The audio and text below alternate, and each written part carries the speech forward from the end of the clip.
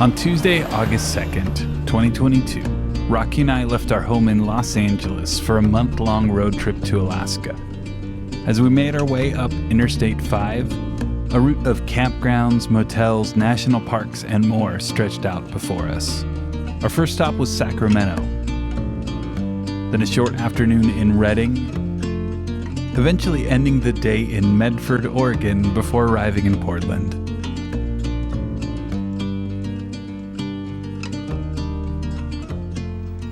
This was Rocky's first time in Portland, so we were sure to see as much as possible in the short time we were there.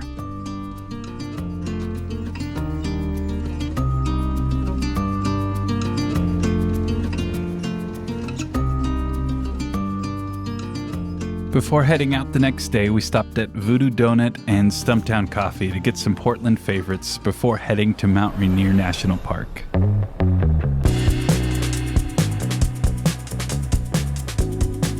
Mount Rainier's main campground doesn't take reservations, and we waited in a long line stretching out of the park, only to find out the campground was full. But Rocky found a campsite close by that was really nice. We soon made camp and settled in for the night.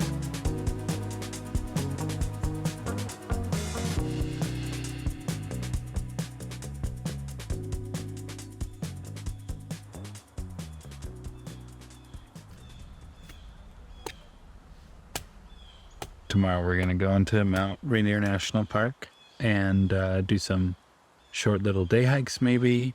Mm-hmm. And then on Sunday maybe do a longer hike. When Mount Rainier became a national park in 1899, Longmire became its park's headquarters, converting a mineral springs lodge and resort into its offices and visitor center.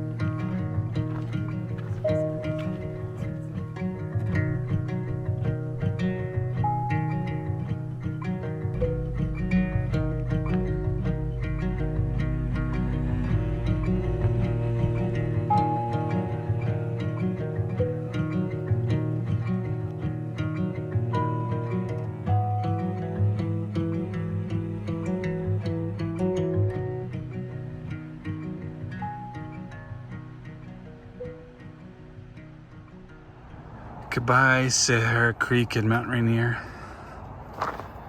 Say bye, Rocky.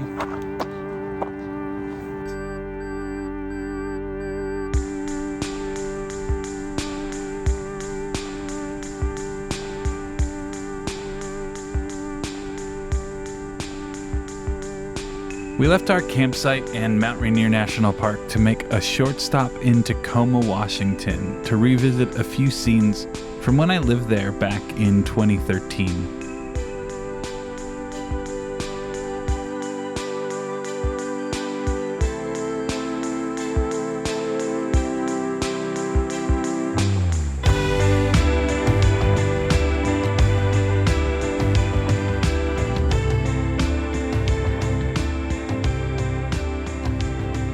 And we made sure to check out the Museum of Glass in downtown Tacoma to watch the live glass blowing and tour the exhibits before continuing on to Bainbridge Island. We're going across the bridge that collapsed and shook in the wind. It's now a new bridge. Oh, here it is.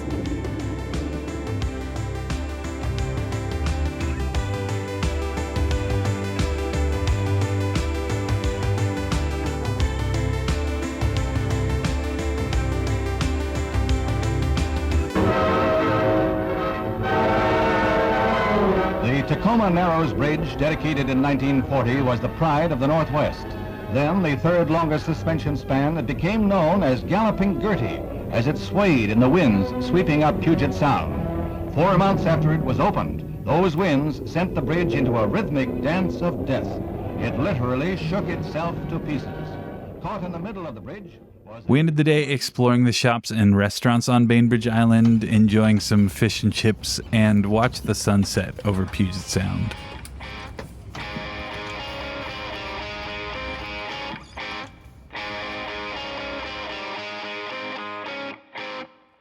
We loaded up our car the following day and set off to spend a couple of days in Seattle.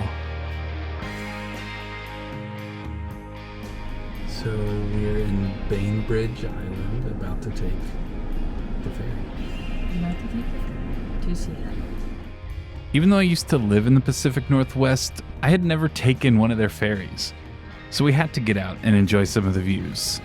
And yes, I know for many this is just a normal part of their daily commute, but for us, it was far from ordinary.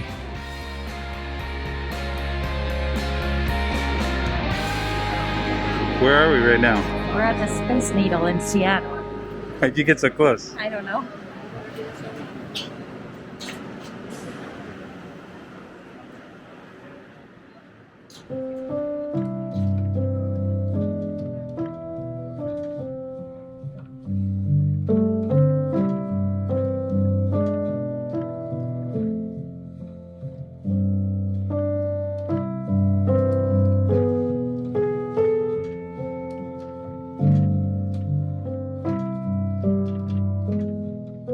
Seattle is home to some amazing and wonderful places off the beaten path, but honestly, the touristy stuff is fun too.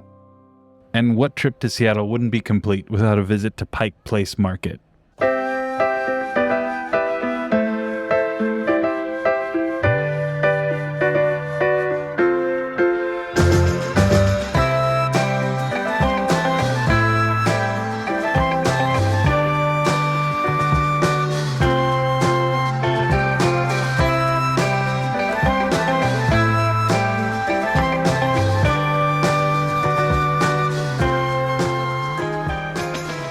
The next day, we set off to see even more Seattle things.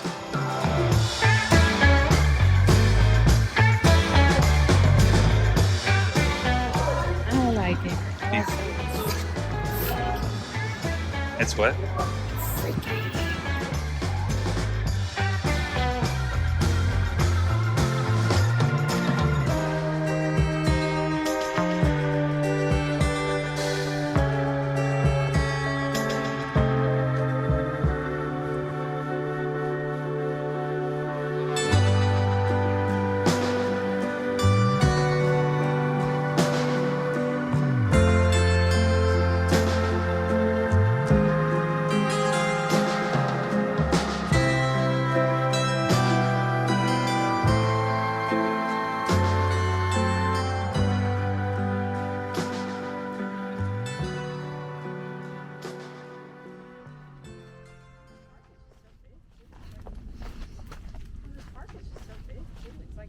We ended our time in Seattle visiting a place I'd never been to but heard a lot about when I lived here, Discovery Park. And knowing what I know now, I wish I had spent more time there when I used to live in Seattle.